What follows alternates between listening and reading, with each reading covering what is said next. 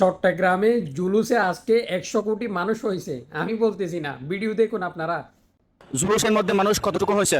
100 কোটি হবে, 100 কোটি। আচ্ছা, কি দেখে বলতেছেন না না দেখে বলতেছেন? দেখি বলতেছে, না দেখি কেন, যেদিকে যায় সেদিকে লোক, যেদিকে যায় সেদিকে লোক। এখানে কোনো সীমা নাই, সীমা অসীম। তাহলে আপনার ধারণা হচ্ছে জুলুসের মধ্যে 100 কোটি মানুষ হয়েছে। 100 কোটি থেকে আরো বেশি হতে পারে। এরকম জুলুসের মধ্যে মানুষ কতটুকু হতে পারে? 10 কোটি, আর বাইরে আছে পাকিস্তান থেকে আসছে না। জুলুসের মধ্যে মানুষ কতটুকু হয়েছে? একবারে 50 কোটির ঊর্ধ্বে।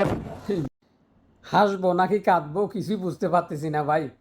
নিশ্চয় এরা বাসা থেকে আসার সময় গাঞ্জা টাঞ্জা খাইয়া আসছে। এই যে ফাতাউল বাড়ি, সেও নিজেও ফাতা খায়, গাঞ্জা খায়।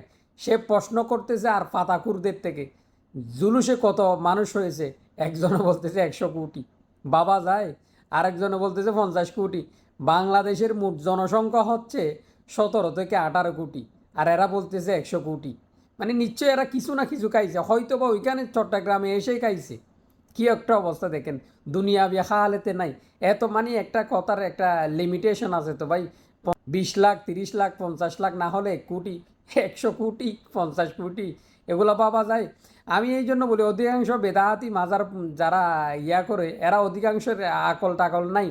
এরা দুনিয়া বিয়া হালেতে থাকে না তো, এরা পাতা টাতা খাইতে খাইতে এদের অবস্থা খারাপ।